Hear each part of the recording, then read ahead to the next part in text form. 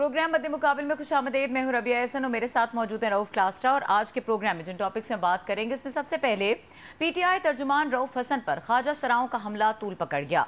Police FIR मुस्तरद, judicial commission का मुतालिबा कर दिया गया। रूपोश रहनुमा बाहर निकल आए। हमाद अजहर पार्टी सेक्रेटेरिएट पहुंच गए। पुलिस ने भी घेराव कर लिया। अक़वाम मुत्तहिदा वफ़द पीटीआई सेक्रेटेरिएट पहुंच गया। इसकी वजह क्या बनी, इसके ऊपर बात करेंगे। इसके अलावा बात करेंगे सदर ज़रदारी के दस्तेराज सलमान फारूकी ने अपनी किताब में सदर ज़रदारी से मुतालिक बड़े इंकशाफ कर दिए। मेमो गेट स्कैंडल में सदर Zardari, army chief general Kayani और DGISI शुजा पाशा के दरमियान क्या सर जंग हुई, जरदारी बेहोश कैसे हुए और उनकी सेहत से मुतालिक जनरल कियानी को क्या खतरनाक बात बताई गई। बड़े राजों से पर्दा उठ गया। ऐवान सदर में जरदारी के साथ बहरिया टाउन सरबराह मलिक रियाज क्या कर रहे थे, हुसैन हक्कानी को कौन मारना चाहता था, किताब में मजीद क्या क्या इंकशाफात किए गए हैं, ये सब कुछ आपके साथ शेयर करेंगे। इसके अलावा बात करेंगे सेनेट इजलास की। सेनेटर्स ने सियासतदान को इज्जत दो का नारा बुलंद कर दिया। खुद को निशाना बनाने पर सख्त एहतजाज। अदलिया की चंद शख्सियात पर नाम लिए बगैर तनकीद। कामरान मुर्तजा, एमल वली खान ने सेनेटर्स की तकारीर को किसी और का एजेंडा करार दे दिया। ये तमाम टॉपिक्स हैं जो आज के प्रोग्राम में शामिल करेंगे। और एक्सक्लूसिव गुफ्तगू के लिए हमें ज्वाइन किया है सीनियर एंकर पर्सन तज्जियाकार मोहम्मद मालिक साहब ने। उनको वेलकम करेंगे। अस्सलाम वालेकुम मालिक साहब। जी अस्सलाम वालेकुम मालिक साहब, बहुत शुक्रिया ज्वाइन करने के लिए। Starting from Maulana press conference, अभी कुछ देर पहले के मनाजिर हैं मौलाना फजलुर रहमान, असद कैसर, उमर अयूब और दीगर जो अपोजिशन रहनुमा हैं वो एक फ्रेम में हमें नज़र आए। और जो पिक्चर मौलाना इस पे पेंट कर रहे थे उसमें तीन अहम चीज़ें उन्होंने जो कहीं, उसमें जो नज़र आया कि जो कॉन्स्टिट्यूशन है उसकी कोई अहमियत नहीं है, पार्लियामेंट की कोई हैसियत नहीं है और डेमोक्रेसी हार रही है। कैसे लगा उनका ये बात करना और जो इस प्रेस कॉन्फ्रेंस पे तासुरात हैं आपके, वो क्या है? देखिए जी, सियासत बड़ी जालिम चीज़ है। यही पीटीआई थी, यही मौलाना साहब थे। तो हर तकरीब में मौलाना डीजल होते थे, वो इनको कभी यहूदी एजेंट बनाते थे और सब कुछ होता था। बात यह है अलाइनमेंट ऑफ इंटरेस्ट की। इस वक्त वो कहते हैं ना, एनिमी इज माई फ्रेंड। अब इस वक्त वो कॉमन चीज़ है। अभी तो आज एक नया रोमांस शुरू हुआ है। आप देखते हैं कि ये कब तक पनपता है, कहाँ जाता है। I think it's a bit early. Commonality of interest तो सामने है हमारे, लेकिन इन दोनों का एक दूसरे को बर्दाश्त करना इतना आसान नहीं है जितना दिखता है। लेकिन जिस फर्मनेस से बात कर रहे हैं मालिक साहब मौलाना, और जिस तरह की ये एक आज ये एक जेस्चर दिया गया है, क्योंकि आप टाइमिंग देखें बड़ी क्रिटिकल चल रही है, कुछ मामलात ख़राब नज़र आ रहे हैं टू बी ऑनेस्ट। तो इस सिचुएशन में इस तरह से आकर जब बात कर रहे हैं मौलाना, तो ये किस चीज़ का सिग्नल दे रहे हैं? देखिए, मैं पहले पीटीआई का एंगल देख लेते हैं। पीटीआई के लिए पिछले 1-2 हफ्ते बड़े अच्छे गुजरे, 2-3 हफ्ते बल्कि मैं तो कहूँगा February onwards things have gone very good for PTI and for Imran Khan. उनको अपने केसेस में रिलीफ मिल रही है। जुडिशरी का बहुत ज्यादा ओपन कॉन्फ्लिक्ट हो गया है विद एस्टैब्लिशमेंट ऑफ गवर्नमेंट। आज जो सारा दिन सेनेट में हुआ, जो वहाँ की आपने भी तकरीरें सुनी होंगी, जिस तरह ताबड़तोड़ हमले हुए खुल के, तो उसकी indirect and direct beneficiary PTI को है। PTI, I think PTI smelling a little blood. उनको लग ये रहा है कि जो इस वक्त मामलात इतने ज्यादा फंस गए हैं कि अब उनसे बात किए बगैर शायद गुजारा होगा नहीं। और मैं आपके प्रोग्राम में भी पहले आया था, मैंने कहा था, मैं अपने शोज में भी बार बार कहता हूँ कि एस्टैब्लिशमेंट पे उस वक्त प्रेशर होगा खान साहब से बात करने का जब उनको ये लगेगा कि इमरान खान को हम और बिहाइंड बार्स नहीं रख सकते। और इस वक्त जो हवा बन रही है, अब आहिस्ता आहिस्ता देखें केसेस खत्म, उनमें रिलीफ मिल रही है। अब परवेज इलाही साहब निकल आए, कल बेल उनको मिल गई, दोबारा अंदर नहीं किए गए। फिर आज हमाद अजहर बाहर निकल आए, वो कह रहे हैं जी बाकी भी आ रहे हैं, उनको पेशावर से बेल मिल जानी चाहिए, वो भी मिल जाएगी। सो एक फिजा बन रही है जहां आपको लगता है कि एक रिलीफ आ रही है और एक दूसरी साइड ज्यादा बदतरीज कमजोर हो रही है। सो आई थिंक इसलिए पीटीआई का इस वक्त और पोजीशन है। पीटीआई की हालात बेहतरी में है। मौलाना साहब के हालात में कोई बेहतरी किसी किस्म की भी नहीं आई अभी तक। उनकी डेस्परेशन बढ़ रही है, पीटीआई का हौसला बढ़ रहा है। और देखिए, अब जरा सा हौसला ठीक हुआ है तो आज खान साहब का बयान भी आ गया है लेटेस्ट, जहां उन्होंने कहा कि जी मैं एजुकेशन की कॉल दूंगा, सारे तैयार हो जाए। because he knows how to increase pressure. So PTI का सियासी मुकाम इस वक्त और मौलाना साहब का चाहे दोनों विल्डरनेस में हैं, लेकिन पीटीआई के हालात बहुत बेहतर होते आहिस्ता आहिस्ता नजर आ रहे हैं। मौलाना साहब के पास इस वक्त मुझे तो कोई बहुत ज्यादा उनकी स्ट्रेंथ नजर नहीं आ रही फ्रैंकली, और वो अगर इस वक्त पीटीआई के साथ जुड़ेंगे तो वो एज अ वीकर पार्टनर जुड़ेंगे, एज अ स्ट्रॉन्गर पार्टनर नहीं जुड़ेंगे। ये मालिक साहब बहुत शुक्रिया आपका, आपने सर हमें ज्वाइन किया। अभी आपने बात की कि खान साहब ने भी एजिटेशन की बात कर रहे हैं, फेयर इनफ, आप भी इनको बड़ा करीब से जानते हैं। जितने भी हमारी रूलिंग एलीट है ये कोई 9 to 5 जॉब तो करते नहीं है, इनका तो जॉब ही ये सबका, वो जरदारी साहब हूँ, वो नवाज शरीफ साहब हूँ, शहबाज शरीफ साहब, गिलानी साहब या हमारे इमरान खान साहब in company before going to jail, इनका तो काम ही ये मौलाना साहब सारे होंगे सारी कन्फ्लिक्ट पैदा करनी है, लड़ाइयाँ झगड़े फटे, जिसको हिस्सा मिल गया, जिसको पावर मिल गई उसको जमहूरियत भी अच्छी लगती है, ना मिले तो वो कहते हैं जमहूरियत खतरे में है। तो मारी तो ये आवाम गई है सर, इदारों की लड़ाई हो, वो फौज की हो, एजेंसियों की हो, सियासतदानों की हो, पार्लियामेंट की हो या जजेस साहबान हूँ, तो ये तो सारा इन लोगों को तो शुगल है, इनको तो वोट बढ़ता है या कम होता है, पावर में आते हैं जाते हैं, उनके तो पावर गेम है। What about this country? ये तो डे बाई डे हम उसमें जा रहे हैं सर, क्यास में, अनारकी में जा रहे हैं। इनका तो शुगल है, जॉब है उनका ये जो कुछ कह रहे हैं या कर रहे हैं सारे। लेकिन आप मैं totally agree with you Rauf, यही तो इसलिए तो हमारा मुल्क इस हालत में है जिसमें हम हैं। लेकिन अब एक पहले क्योस था, लेकिन अब there is a method to this madness. देखिए जो इमरान खान का है एजिटेशन की और इमरान खान का जो कॉन्फ्लिक्ट है, उनको ये नजर आ रहा है कि उनकी बका सिंपली कॉन्फ्लिक्ट के बढ़ने में है। सिमिलरली जो PMLN है या पीपल्स पार्टी है, उनकी बका इस चीज में है कि इमरान का कॉन्फ्लिक्ट बढ़ा रहे इदारे के साथ। सबका सर्वाइवल इसका कॉन्फ्लिक्ट में है। रिकंसिलिएशन तो किसी को सूट ही नहीं करती। ऐसे ही अगर रिकंसिलिएशन होगी तो किस बेस पे होगी कि इमरान को आज़ादी दे दें, वो क्या इनको सूट करती है? नहीं करती। रिकंसिलिएशन इस बात पे होगी कि चले जी कुछ रिजल्ट्स को रिविजिट करें इलेक्शन के, वो भी नहीं होता। थर्ड एक रिकंसिलिएशन ये हो सकती है कि आज आप बैठ जाएं और आप कहें कि अच्छा यार ना आपकी बात ना हमारी बात, एक काम करते हैं हम मिड टर्म पोस्ट पे एग्री कर जाते हैं, आपको भी 2.5 साल मिल जाएं और इमरान भी 2.5 साल सब्र कर लें। लेकिन उस 2.5 साल में नॉन पॉलिटिकल लोगों की भी बहुत से फ्यूचर के फैसले हैं। सो इस वक्त कॉन्फ्लिक्ट सूट करता है सबको, सबका सर्वाइवल कॉन्फ्लिक्ट में है। जो हुकूमत में है उनका भी, जो हुकूमत है बाहर उनका भी। अनफॉर्चुनेटली अगर कॉन्फ्लिक्ट में कोई कोलैटरल डैमेज है तो वो अवाम है। अवाम तो फिर वोट डालने के लिए है, अवाम की तो उससे ज्यादा क्या हैसियत है? अवाम ने भी अपनी अपनी मर्जी के लुटेरे चुने हुए हैं कि बस लुटेरा मेरी मर्जी का हो, फिर दिल्ली हिंद सिंध अनारकली राजा बाजार लूट ले, फिर मसला है। अवाम भी तो उन्हीं के साथ खड़ी है इन्हीं तमाम ग्रुप्स में, तो उनको हौसला हुआ है ना, वो लड़ाई करते हैं कि अवाम की ताड़ पे करते हैं ना, अपनी जाती ताड़ तो किसी के, सबको पता है हमारे पीछे जत्थे हैं, लोग हैं, आएंगे हमें सपोर्ट देंगे, हमें सच्चा समझते हैं। मैं सबकी बात कर रहा हूँ ओवरऑल। तो अवाम तो फिर इसमें कोलैटरल की बजाय पार्टनर्स इन क्राइम है सर, पॉलिटिकल क्राइम की बात कर रहा हूँ। यार अवाम डेस्परेट है, बेचारे गरीब है, अनपढ़ है, डेस्परेट है। उनको कोई उम्मीद दिलाता है कि मैं आऊंगा तुम्हें 3 टाइम का खाना मिल जाएगा, तुम्हारे बच्चे स्कूल में चले जाएंगे, वो बेचारे डेस्परेशन में जुड़े हुए। लेकिन पहले ये था, अब जो भी है इमरान खान का एक अब बदल गई है गेम। अब एक क्या कहें आप, जो कहते हैं he has touched people's imagination, सही या गलत वो अलग बहस है, लेकिन अब लोग इस जंग को एक और जाविये से भी देख रहे हैं और वो इसलिए आपको जो है ना शिद्दत ज्यादा उसमें आ। अच्छा मालिक एक बात बताएं, आपके बड़ी हुकूमतें गिरती बनती आते जाते देखी हैं, 80s से ऑनवर्ड आप जर्नलिज्म में है सर, पॉलिटिक्स को इनको करीब से देखा है। खान साहब in case he returns to power और 5 साल पूरे करते हैं इस मुल्क पर, हुकूमत करते हैं। मेरी तो बड़ी ख्वाहिश है, मैं हमेशा कहता हूँ, आपको क्या लगता है कि खान साहब आएंगे वज़ीर आज़म अगर बने तो वो किस तरह के वज़ीर आज़म साबित होंगे?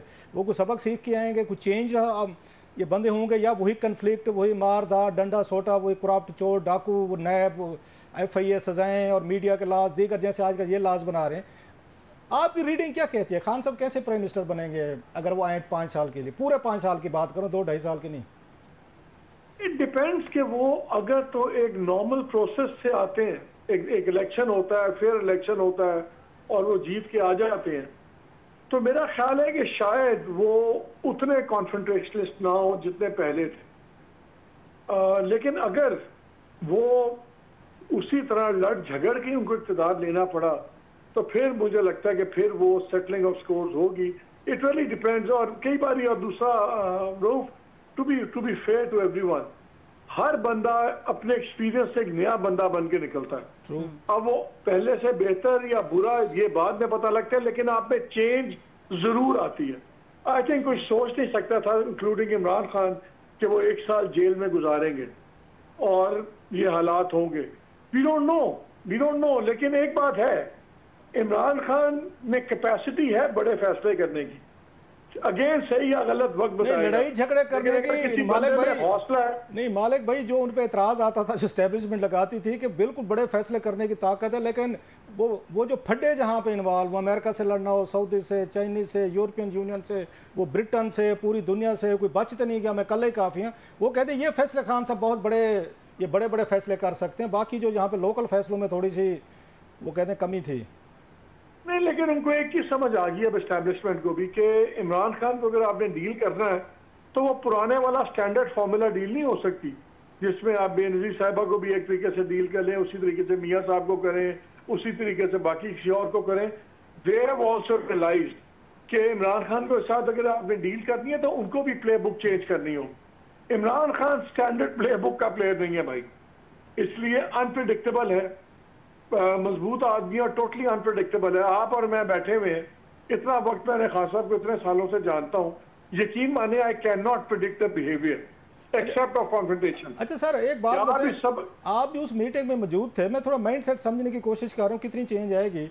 जब जनरल बाजवा साहब ने सहाफ़ियों को, एंकर्स को बुलाकर कहा था, आप भी मौजूद थे वहाँ पे और आपके उनसे कोई डायलॉग भी हुआ था थोड़ा सा, उन्होंने कहा आपका नाम भी डाल देंगे उस लिस्ट में। उन्होंने कहा हमने 5000 लोगों की एक लिस्ट बनाई हो जिनको मारना पड़ेगा, तो आपने कहा जनाब आगे से इतराज़, उन्होंने कहा आप सहाफ़ियों को भी डाल देंगे। और फैसल वाडा साहब उस वक्त ये इमरान खान साहब के वजीर थे, उन्होंने हामिद मीर साहब के शो में कहा जी 5000 बंदा मारना पड़े तो मार दें तो मुल्क ठीक हो जाएगा। ये आपके सामने की चीज़ें हैं सर, आपका जो डायलॉग हुआ था उनसे, तो माइंड सेट तो वो खड़ा हुआ है कि बंदे मारने पड़ेंगे फिर ही मुल्क ठीक होगा, इसके अलावा तो कहते हैं मुल्क ठीक नहीं होगा सर। तो वही तो मैं कह रहा हूँ, अब वो माइंडसेट उधर भी चेंज होगा। अगर आप चाहते हैं कि इमरान खान का माइंडसेट चेंज हो, इमरान खान का माइंडसेट तभी चेंज होगा जब उसके अपोनेंट्स का माइंडसेट चेंज होगा, because he will react accordingly. इसलिए अब इमरान खान एक्सपीरियंस के बाद सबको ना, जिसको कहते हैं ना अंग्रेजी में going back to the drawing board, सबको ड्राइंग बोर्ड पर दोबारा जाना पड़ेगा। ये बड़ा मुल्क बदल गया है रूप, इसने बहुत चेंजेस आ गई हैं लोगों के बिहेवियर में और लोगों की लेवल ऑफ बर्दाश्त। थोड़ा सा सर आगे बढ़ते हैं सर। मरियम नवाज साहबा वहाँ पे पंजाब में वो बिल लाई है, डेफेमेशन एक्ट, आपने भी सुना होगा, देखा होगा। How do you view that कि आपके ख्याल में कैसा बिल है? फेयर है? क्योंकि लोग कहते हैं सोशल मीडिया पे वो गलाजत है, वो वहाँ पे गंद फैला दिया गया। फैलाया तो नहीं कि ये सोशल मीडिया टीम उन्हीं है, अल्हम्दुलिल्लाह नहीं के सपोर्टर थे। तो वो जो लॉ को आप कैसे देखते हैं सर?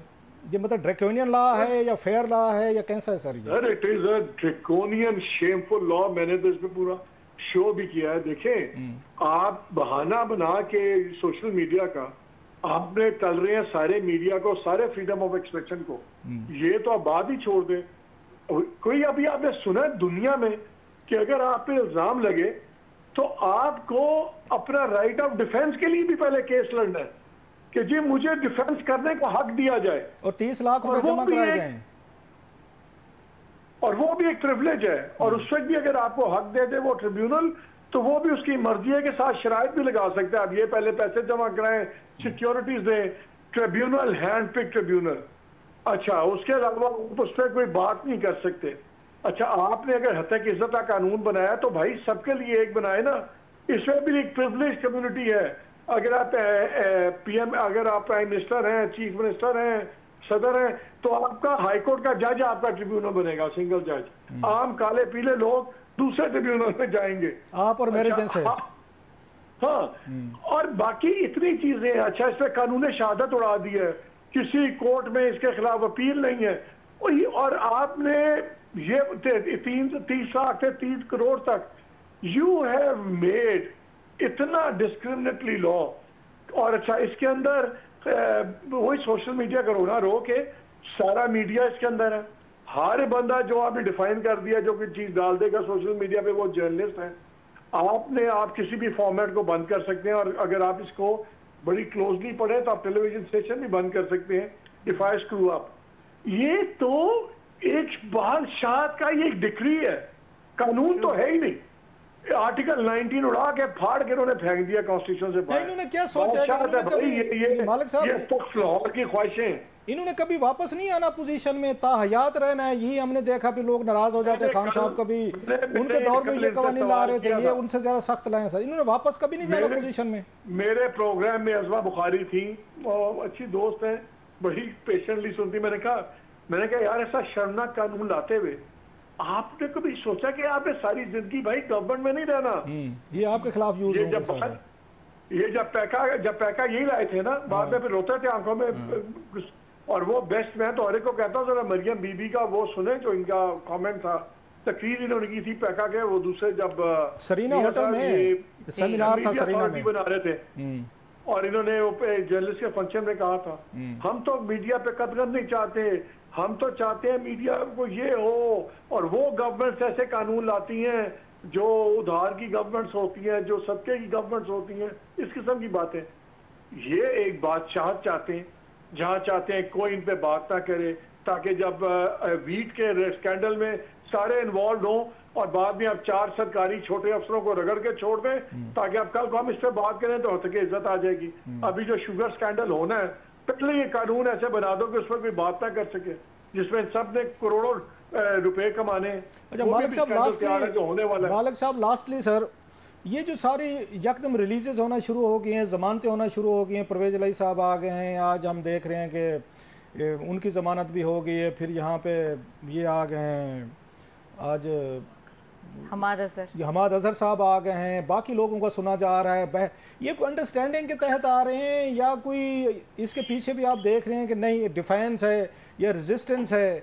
इसको कैसे देखते हैं, या कोइंसिडेंट है? वैसे कोइंसिडेंट होते नहीं है पॉलिटिक्स में। I think they are the direct beneficiaries जो कॉन्फ्रंट्रेशन हो गई है सुपीरियर जुडिशरी की, अदलिया की इंस्टीट्यूशन के साथ और गवर्नमेंट के साथ। तो आई थिंक इनकी स्ट्रैटेजी ठीक है, उनका अभी फायदा है, उठा ले इसका फायदा, कल को पता नहीं क्या होता है। आई थिंक इनको बहुत बड़ा फायदा उस कॉन्फ्रंट्रेशन का है। राइट मालिक भाई, thank you very much for joining us sir, we are grateful for your time. शुक्रिया। मोहम्मद मालिक साहब हमारे साथ मौजूद थे, अपने एक्सक्लूसिव थॉट्स हमारे साथ शेयर कर रहे थे। और यहाँ पे वक्त हुआ ब्रेक का। ब्रेक के बाद बात करेंगे जो आज सेनेट में मामला चलते रहे, जिस तरह की तकरीर मुसलसल ये दूसरा दिन है, हम देख रहे हैं कि सेनेट में एक वाइब है, इसके ऊपर बात करेंगे। बल्कि उससे पहले हमारे पास एक स्टोरी है एक्सक्लूसिव, जो एक किताब के हवाले से है, और ये किताब लिखी है सलमान फारूकी साहब ने, वो डिस्कस करेंगे। क्लास साहब के पास कुछ उससे रिलेटेड इंकशाफात हैं, उनसे जानेंगे कि वो क्या रिवीलिंग बातें हैं। इस ब्रेक के बाद हमारे साथ रहिए।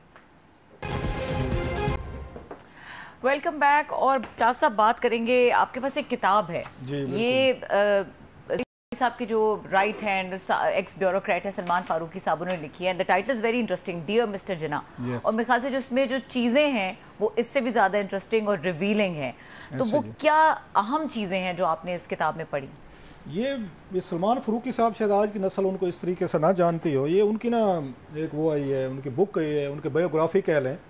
और मैंने ये कल ही खरीदी थी, कीमत खासी इसकी अच्छी खासी ज़्यादा है, 5,500 रुपए की बुक है। और इसको छापा है उन्होंने, ये होगा लाइट स्टोन पब्लिशर्स हैं। यहाँ अमीना या होती थी, अमीना सैयद साहबा थी, ऑक्सफोर्ड प्रेस की पहले थी। तो उन्होंने शायद अपना एक प्रिंटिंग उन्होंने हाउस उन्होंने अपना ओपन किया है, और जो इनागुरेशन है, इट्स ए ह्यूज बुक, कई मस्त है। सलमान फारूकी साहब जो हैं, एक मैं उनसे ज़ाती तौर पर मेरी मुलाकातें रही हैं बहुत सारी। वेरी नफीस मैन, वेरी इंटेलिजेंट मैन, मुझे याद है, इसलिए भी मैं इनकी इज़्ज़त करता हूँ। उनसे मतलब कंट्रोवर्सीज भी बहुत सारी रहती हैं, साफ ज़ाहिर ब्यूरोक्रेसी के हवाले से चीज़ें जो होती हैं। ये मुझे अगेन जो याद है, डॉक्टर जफ़र अल्ताफ़ साहब थे जिनका मैं अक्सर जिक्र करता हूँ। तो डॉक्टर साहब बड़े इंतकाबिल एक ब्यूरोक्रेट थे, मतलब एक दबंग जैसे ब्यूरोक्रेट होते हैं, जो उनके जिन्होंने उनके साथ काम किया वो उनको जानते हैं कैसे अफसर थे। वो अगर किसी की इज्जत करते थे ना, जो 2-4 लोग थे टॉप के ब्यूरोक्रेसी में, उनमें सलमान फारूकी साहब वाज वन ऑफ देम।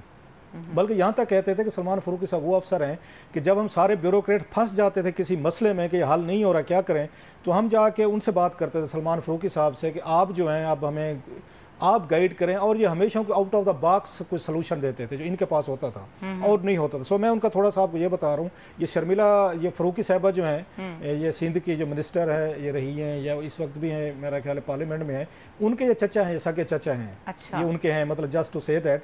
और ये जरदारी साहब के साथ भी रहे हैं बड़े लंबे अरसा ये प्रेसिडेंसी में, तकरीबन 5-1 साल एज ए सेक्रेटरी जनरल के तौर पर उनके, और इससे पहले नवाज शरीफ साहब के साथ भी रहे हैं। इनको ये क्रेडिट जाता है, जो ये जब पाकिस्तान में टेलीफोन नहीं थे, एक एक कनेक्शन लेने के लिए लोग यहाँ पे कितने सिफारिशें कराते थे 80s में 90s में, इन्होंने आके फिर ये जो आपके मोबाइल टेलीफोन इस तरह की जो पॉलिसी दी थी, आज की नस्ल को तो नहीं पता होगा, ये इन्होंने दी थी। ये सलमान फरूकी साहब, मोटरवेज हो गए, इस तरह की डेवलपमेंट ओरिएंटेड चीज़ें होंगी। ये मैं थोड़ा आपको बैकग्राउंड दे रहा हूँ। और ये जब आए थे पटियाला से, इस बुक में सबसे ट्रेजिक चैप्टर है जो मैं इससे पहले कि मैं आऊँ कि जरदारी साहब के हवाले से इन्होंने बड़े इंतही मतलब क्या एक्सप्लोसिव इन्होंने राज जो है ना कुछ इन्होंने शेयर किए हैं। ये पटियाला से फैमिली ये वहाँ से आई थी, मिग्रेट करके आई थी, 8 साल इनकी उम्र थी। नो ही माइट भी इस वक्त मेरा ख्याल होना चाहिए 84-85 के करीब होंगे सलमान फरूकी साहब जब इन्होंने अपनी बायोग्राफी लिखी है। सो जो उन्होंने सफ़र लिखे है ना इमिग्रेशन का, जो इस पार्टीशन का, इनकी फैमिली ने कैसे सफ़र किया, बाकी मुसलमानों ने कैसे किया,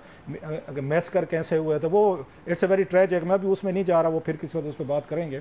और जो अब मैं इसमें चैप्टर को ज़रा हैंडल करना चाह रहा हूँ, बाकी छोड़ के सारा, तो पूरी रात में पढ़ता रहा हूँ इसको मैं, वो है कि जब ये जरदारी साहब के साथ ये लगे थे यहाँ पे सेक्रेटरी जनरल लगे थे ऐवान सदर के, again I would say one of the most competent officers. बाकी कंट्रोवर्सीज जो अपनी जगह पे होती हैं, इसमें एक ही जो जगह है, जब 2-3 बड़े वाकयात हुए थे प्रेसिडेंसी में, वो था मेमो गेट।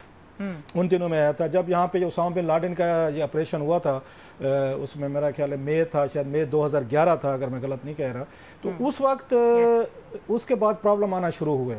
हमारी मिलिट्री जो उस वक्त इस्टेब्लिशमेंट थी, उन पे दबाव आना शुरू हुआ कि जनाब के अमेरिकन आए हैं, उन्होंने आके यहाँ पे एबटाबाद में ऑपरेशन करके चले गए, किसी को पता नहीं चला। जनरल कियानी साहब पे मतलब तनकीद आई, फिर उसमें DGIA से थे जनरल शुजा पाशा साहब थे, उन पे तनकीद आई। अभी वो तनकीद चल ही रही थी कि भाई क्या हुआ, अमेरिकन को अब रोक नहीं सके, कोलैबोरेशन थी या उन्होंने सरप्राइज़ दिया था। तो उसी वक्त एक नया स्कैंडल आया, एक आर्टिकल लिखा है कि मंसूर इजाज साहब हैं, एक वहाँ अमेरिकन एक थे पाकिस्तानी बिजनेसमैन थे, उन्होंने ये फाइनेंशियल टाइम्स में एक आर्टिकल लिखा कि वहाँ पे हुसैन हक्कानी साहब जो उस वक्त एम्बेसडर थे पाकिस्तान के वहाँ पे अमेरिका में, तो उन्होंने एक मेमो लिखा है वहाँ की उनके मिलिट्री एस्टेब्लिशमेंट को और उनके पोलिटिकल एडमिनिस्ट्रेशन को। उस वक्त ओबामा साहब वहाँ पर थे, तो Hillary Clinton secretary of state थी, कि ये पाकिस्तान में जो फौजी हमारी वो क़यादत है, एस्टेब्लिशमेंट, वो कू करना चाहती है अगेंस्ट ये पोलिटिकल एलीट गिलानी साहब की और जरदारी साहब की, और अगर हो तो आपने अमेरिकन ने आके हमें सेव करना है। इस तरह की चीज़ सामने आई, तो जिस पे रोला पड़ गया। अच्छा खासा आप याद, इमरान खान साहब भी तकरीरें कर रहे थे, और नवाज शरीफ साहब जो हैं और शहबाज शरीफ साहब, ये भी काले कोट पहन के ये उस वक्त मिल गए थे, उनके साथ थे जो आज बात करते हैं ना सारी इसकी सुप्रीमेसी की। तो काले कोट पहन के ये भी जनरल शुजा पाशा साहब, और साथ में उस वक्त ये जनरल कियानी, और उस वक्त जो चीफ जस्टिस इफ्तिखार चौधरी साहब, अब ये सारे इकट्ठे हो गए ये कहने के लिए कि इसमें जरदारी साहब, गिलानी साहब, हुसैन हक्कानी साहब शामिल हैं और इन पर गद्दारी सिडेशन के पर्चे कराओ। ये चले गए, सुप्रीम कोर्ट में गए थे, नवाज शरीफ साहब खुद गए थे बनवाने के लिए। मीनवाइल इन्होंने बुलाया गिलानी साहब ने हुसैन हक्कानी साहब को कि आप इस्लामाबाद हैं। ये इस्लामाबाद आते हैं जब, तो उसके बाद इन्होंने ब्रीफिंग दी इनको, आर्मी चीफ को, उसमें भी थे, उसमें DGIA साहब भी थे, गिलानी साहब भी थे, जरदारी साहब भी थे, कि बताएं ये मेमो क्या चीज़ है। उन्होंने जो भी एक्सप्लेनेशन दी होगी तो उनको कहा कि आप इस्तीफ़ा दें। इन्होंने हुसैन हक्कानी को कहा, उन्होंने इस्तीफ़ा दे दिया। अब उनको फिक्र पड़ी कि हुसैन हक्कानी साहब को कि मैं अमेरिका से आ तो गया हूँ, मैं इस जाल में चक्कर में वापस कैसे जाऊँ। इन्होंने उनको वापस नहीं जाने दिया। इस पर उनको ये खतरा आ गया, ये तो मेरी जान को मतलब मुझे मारने की कोशिश हो सकती है। उन्होंने जरदारी साहब को, ये मैं बुक की चीज़ें बता रहा हूँ, I am telling you the यहाँ से इसे किताब में जो लिखा मैं अपने तरीके से बता रहा हूँ ताकि लोग जो है ना बोर ना हो। तो उनको ये फिक्र पड़ गई, उन्होंने कहा मुझे तो जान से मारेंगे यहाँ पे, अगर यहाँ पे इतनी बड़ी आपकी फौजी क़यादत एस्टेब्लिशमेंट के खिलाफ हो चुकी है। तो उस पर जरदारी साहब जो सदर थे उस वक्त, उन्होंने इनको अपने पास रख लिया, ऐवान सदर, इनकी जान बचाने के लिए। अच्छा। मीनवाइल अब ये प्रेशर बढ़ना शुरू हो गया था इन पे, जरदारी साहब पे खबरें लाग रही हैं, तकरीरें हो रही हैं, अच्छा TV शोज़ हो रहे हैं। फिर उस यूट्यूबर तो नहीं थे, नहीं तो और तमाशा मचना था बड़ा। उस वक्त तो TV शोज़ होते थे एंकर। तो जरदारी साहब की एक दिन, जो अब इसमें बड़ी खबर है कि ये सलमान फरूकी साहब लिखते हैं कि मुझे ना यहाँ से ये प्रोटोकॉल से एक वो कॉल आई, उन्होंने कि जरदारी साहब जो ऐवान सदर में बेहोश हो गए हैं। जो लफ्ज़ इन्होंने यूज़ किया ही कोलैप्स्ड, मतलब बैठे बैठे वो उस पर वो हो गए हैं। कहते मैं भागा वहाँ पे कि आपका मुल्क का प्रेसिडेंट जो है वो अपनी प्रेसिडेंसी में कोलैप्स कर गया। कहते हैं जब मैं पहुंचा वहाँ पे तो पूरी ऐवान सदर के गेट सारे क्लोज थे, बंद किए हुए थे, अंदर किसी को नहीं आने जा रहा था। सारे जो मिलिट्री का स्टाफ था देवर कंट्रोलिंग द होल जो आपका ऐवान सदर है। कहते बड़ी मुश्किल से मुझे अंदर जाने दिया गया बहुत सारे कंटैक्ट्स के बाद। जब मैं वहाँ पर पहुँचा तो वज़ीर आज़म यूसुफ रज़ा गिलानी साहब पहले बैठे थे, इंटीरियर मिनिस्टर भी वहाँ पे मौजूद थे, रहमान मलिक जो हैं। कहते मैंने भी अगर हमें अंदर नहीं जाने दिया गया जरदारी साहब से मिलने के लिए जो अंदर थे, उनका जो ये रेजिडेंशियल क्वार्टर थे। पता ये चला कि इनसे पहले रियाज मलिक साहब वहाँ पे बैठे हुए हैं। जब जरदारी साहब कोलैप्स किए हैं उसी वक्त रियाज मलिक साहब वहाँ मौजूद थे। अब वो क्या पैगाम लेके गए, क्या मैसेज लेके गए, क्योंकि एक दफ़ा आपको याद होगा वो नवाज शरीफ साहब का इस्तीफा भी लेने गए थे 2014 में धरने के दिनों में। उससे पहले वो जरदारी साहब से भी मिलने गए, जरदारी साहब कोलैप्स कर गए।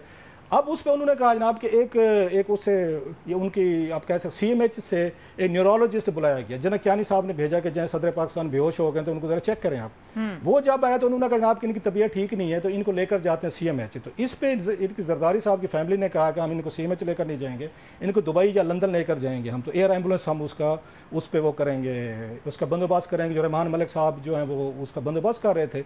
इस पर जो एक अहम बात लिखी हुई है ना, देखें ना कि कुदरत के अपने फैसले होते हैं, बड़ी इंटरेस्टिंग एंड वेरी मतलब मीनिंगफुल थिंग कि वो ये कहते हैं कि वो जो न्यूरोलॉजिस्ट थे CMH के, उन्होंने जनरल कियानी साहब को ये उन्होंने यकीन दिलवाया हुआ था कि जरदारी साहब को जो बीमारी है ये डिसेबलिंग है, मतलब ये सर्वाइव नहीं कर सकेंगे प्रेसिडेंसी में। 2011 की बात कर रहा हूँ। अब कुदरत का देखें 13 साल बाद जरदारी साहब दोबारा ऐवान सदर में बैठे हुए हैं। ना जो जना पाशा रहे हैं तो ना जनरल वो क्या नहीं रहे हैं कि जिन्होंने ये सोच समझ लिया था कि ये जरदारी साहब की तो बस गेम इज ओवर, जरदारी साहब गॉन, ये तो प्रेसिडेंसी में अपनी मुद्दत पूरी नहीं कर सकते, लिहाजा वो रिलैक्स है कि जरदारी साहब किस्सा खत्म हो गया। खैर जब ये जाने लगे अगले दिन उन्होंने एयर एम्बुलेंस आ गया। अब जहाँ से और कहानी शुरू होती है तो ये कहते हैं जब मैं वहाँ पे गया ये आके कहते सलमान फरूकी साहब, तो आगे से अब ये जरदारी साहब से चला नहीं जा रहा था, सही तरीके से बात नहीं हो रही थी, मतलब प्रेशर थे, दबाव थे उनको। और प्लस जो उनको स्टाफ ने भी बताया था कि सदर जरदारी साहब उन दिनों स्ट्रेस में थे जब ये सारी टग ऑफ वार चल रही थी एस्टेब्लिशमेंट की और इनकी प्रेसिडेंसी की। तो उनसे वो अपने दफ्तर तो आते थे लेकिन बोल नहीं पाते थे, गुफ्तगू नहीं कर पाते थे और कोई उनकी वाक या बात करते हुए कोहेरेंट नहीं थे। खैर वो कहते जब हम वहाँ पे गए इनको ले जाने के लिए कि इनको एयर एम्बुलेंस पे ले जाएं इनको जरदारी साहब को दुबई, तो उसी वक्त इन्होंने देखा हुसैन हक्कानी साहब जो हैं अपना बैग साथ तैयार करके खड़े थे। तो कहते हैं मुझे ये कहा, उन्होंने जरदारी साहब ने कहा कि आप ना एक आध वो लेटर लिखें हैं इनको सर्विसेज चीफ को, आर्मी चीफ को, DGI को या प्राइम मिनिस्टर हाउस को कि ये हक्कानी साहब मेरे साथ जाएंगे, वहाँ पे दुबई जाएंगे, क्योंकि इनकी जान को यहाँ खतरा है, अगर मैं इनको अकेला छोड़ गया तो ये हक्कानी साहब की जान को खतरा है। तो कहते इस पे मैंने उनको कहा कि मैं सर ये मेरा ख्याल है इससे प्रॉब्लम पैदा होंगे, अगर हुसैन हक्कानी साहब को आप लेकर गए तो इट विल क्रिएट प्रॉब्लम्स। तो कहते हैं इस पर जरदारी साहब ने खिफकी का एक तरह का उन्होंने इजहार किया कि वाई आर जो डिफाइंग मी, अगर मैं लेके जा रहा हूँ तो मेरी मर्जी, तो मैं सदर हूँ पाकिस्तान का, सुप्रीम कमांडर हूँ। तो कहते उस वक्त गिलानी साहब भी खड़े थे वज़ीर आज़म, मैंने उनकी तरफ देखा कि वो क्या बोलते हैं। कहते गिलानी साहब चुप रहे। फिर इन्होंने रहमान मलिक से पूछा जो इंटीरियर मिनिस्टर थे कि हुसैन हक्कानी साहब का नाम जो है उसमें तो नहीं है, ECL में तो नहीं है। कहते वो बगैर जवाब दिए वो चुप करके कमरा छोड़ गए। कहते मैंने अब इस चीज़ पे स्टैंड लिया कि मेरा ये ख्याल था कि ये चीज़ इनको सदर पाकिस्तान को नहीं करनी चाहिए। तो वो जरदारी साहब कहते हैं मैं गारंटी देता हूँ इस बात की कि मैं जाऊँगा, इलाज करवाऊँगा और मेरे साथ हक्कानी साहब वापस आएंगे, नहीं तो मेरे पीछे ऐवान सदर में सेफ नहीं है। कहते फिर तो मैं अपने कमरे में चला गया। तो थोड़ी देर बाद एक ना लेटर लिखा हुआ मेरे पास भेजा गया, तो जिस पे यही बातें लिखी हुई थी कि सदर पाकिस्तान जो है गारंटी देते हैं, ज़मानत देते हैं हुसैन हक्कानी साहब वापस आएंगे, तो इनको जाने दें। कहते उन्होंने मुझे कहा जरदारी साहब आपसे नाराज़ हैं, आप इस पर साइन कर दें। कहते मैंने साइन नहीं किया क्योंकि मेरा ख्याल था कि ये काम नहीं करना चाहिए, जरदारी साहब को नुकसान होगा, अदालतें इन्वॉल्व थी, मिलिट्री इन्वॉल्व थी, तो बहुत सारे प्रॉब्लम हो सकते हैं, जिस पर जरदारी साहब वो उस पर खिफा हो गए, वो नाराज़ हुए। लेकिन जरदारी साहब उनको लेकर साथ अपने नहीं गए दुबई के लिए। अच्छा, इनकी जान को तो वो समझ रहे, हुसैन हक्कानी साहब ने तो कहा हुआ था मेरी जान को खतरा है, मैं मतलब again I am up against the मतलब मिलिट्री जर्नल जो समझते हैं शायद मैंने साजिश की है। तो इस पर गिलानी साहब जो है इनको वज़ीर आज़म हाउस ले गए कि अब आप मेरे साथ वज़ीर आज़म हाउस रहें ताकि आपको कोई खतरा ना हो।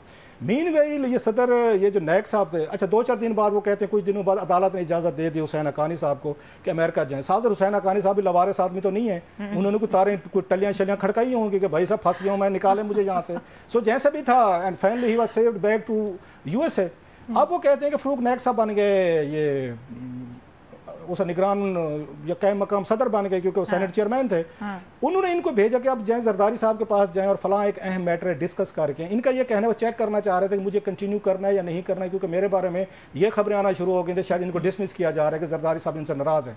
वो कहते जब मैं दुबई जाने के लिए एयरपोर्ट पे पहुंचा इस्लामाबाद तो मुझे वहाँ पे मैं उसमें जहाज़ में बैठ चुका था, तो कैप्टन मेरे पास आया है, वो जो जहाज़ का जो था कप्तान या उनको कहें वो जो पायलट होते हैं, उन्होंने कहा सर आपके लिए वज़ीर-ए-आज़म हाउस से कॉल है ये ADC साहब की कि आपको ये ऑफलोड कर दिया जाए, आपको दुबई ना जाने दिया जाए, आप उतर जाएँ।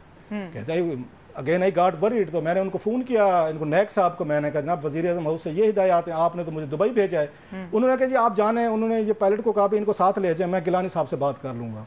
ये खैर जब वहाँ पे पहुँचे दुबई में तो उस डॉक्टर आसिम हुसैन साहब उनके साथ थे जरदारी साहब के अमेरिकन हॉस्पिटल में, तो कहते मैं मिलने गया तो मुझे उन्होंने कहा जनाब आसिम साहब ने कहा आज ये डिस्चार्ज होने वाले, आप इनको घर मिलिएगा।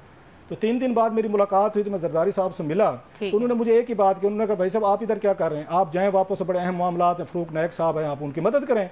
तो जिससे ये था कि जरदारी साहब ने वो जिक्र नहीं किया लेटर वाला जो मैंने साइन नहीं किया था। अगर आपने ब्रेक लेनी तो ले लें। जी। इस मामले में वो ये कहते हैं कि मेरे ऊपर क्या शक किया गया था और क्यों इन्हें कॉल करनी पड़ गई थी DGA से जनरल शुजा पाशा और आर्मी चीफ को, कि इन पे भी शक था कि मेमो गेट जो है और कौन सा सहाफ़ी इनको बताने के लिए किया था कि भाई साहब आप आराम से बैठे, आपके खिलाफ बहुत बड़ा केस तैयार हो चुका। एक सहाफ़ी बकायदा इनसे मिलने गया था जिसने रिवील किया था। ब्रेक के बाद है तो वो मैं ये क्लास साहब इसको यहीं से कंटिन्यू करेंगे, ब्रेक के बाद हमारे साथ रहिए।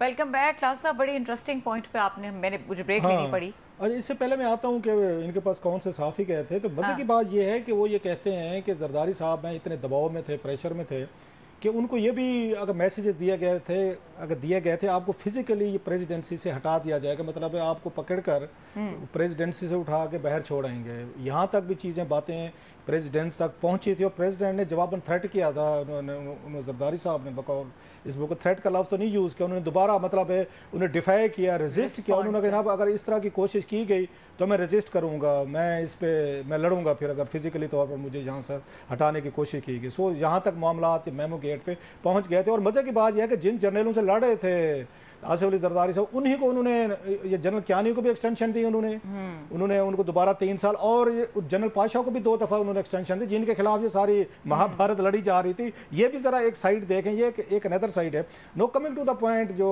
उस पर बात हुई थी साहब से, वो कहते हैं एक दिन वो बैठा होता जाहिद मलिक साहब, पाकिस्तान ऑब्जर्वर के एडिटर थे, बड़े आदमी थे, तो वो मेरे पास है। उन्होंने कहा जनाब यहाँ पे फौजी सर्कल में ये बात हो रही है और मुझे किसी मेजर जनरल ने बताया है वहाँ से कि आपने ये ड्राफ्ट किया था ये मेमो गेट जो है जरदारी साहब के कहने पर, और आपने भेजा था हुसैन हक्कानी साहब को। तो ये चीज़ें कहते मैंने सीरियस नहीं लिया। तो उसके 2-3 दिन बाद एक यहाँ न्यूज़ एजेंसी थी सना, उन्होंने खबर छापी कि ये इस तरीके से इनका नाम भी है। तो मैं फिर परेशान हुआ, मैंने उनको DG ये जो थे उस वक्त जी ISI थे जनरल पाशा को फ़ोन किया, तो मैंने उन्हें कहा जी मेरा तो कोई कसूर नहीं। उन्होंने कहा नहीं आप ना परेशान हो, हमें पता है ये मेमो किसने लिखा है, आप उसमें नहीं है। तो कहते फिर वेरीफाई करने के लिए मैंने जनरल कियानी को फ़ोन किया, सलमान फ़ारूकी साहब कहते, उन्होंने मुझे यही बात बताई नहीं आपका नाम नहीं है, आपका कोई इसमें चक्कर नहीं है। और बल्कि जनरल पाशा ने कहा कि ये गलत है कि किसी ISI के मेजर जर्नल ने स्टोरी लीक की थी वटेवर। प्लस वो कहते हैं कि मनसूबा ये था कि मुझे उन्होंने सदर ये जरदारी साहब के खिलाफ वादा माफ गवाह बनाना था कि इन पे दबाव डाल के इनको कहा जाए कि मुझे सदर जरदारी ने कहा था कि तुम ये ड्राफ्ट करो, और ड्राफ्ट करने के बाद हमने उसको भेजा था, ये हक्कानी साहब को भेजा था। सो इस तरीके से वो केस बनवाना चाह रहे थे, मुझे वादा माफ गवाह बन के, जो कि वो कहते हैं बाद में ये चीज़ें नहीं है। So there is a lot of information, lot of stuff.